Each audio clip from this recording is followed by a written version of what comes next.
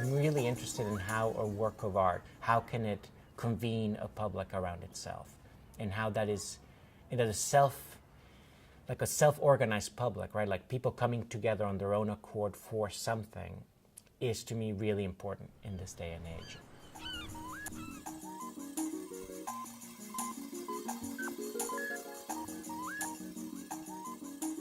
The Beeswing was a medium-sized schooner. It just went between Monterey and San Francisco and back again. And on one of those many trips, 151 years ago, it sank with all its cargo and all its crew. The idea is, that can we imagine finding this shipwreck, and then what is the value of something lost at sea and then found? So that's sort of like the main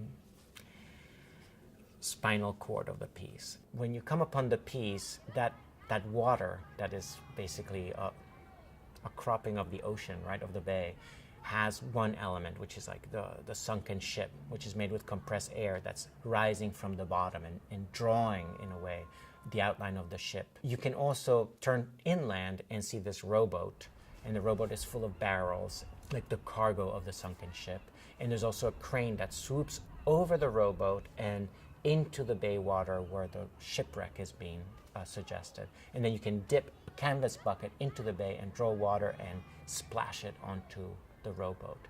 The rowboat holds the water like a pool, and at the bottom of the pool there's coins, but also in the barrels there are coins. And then you can choose how to interact, how to get the coins, how to add more coins into the sculpture. But the goal was, like, at the end people need to have these 4 coins in their hands so they can contemplate the different values of things. So one is a copper button, and we know the value of that, it's a button.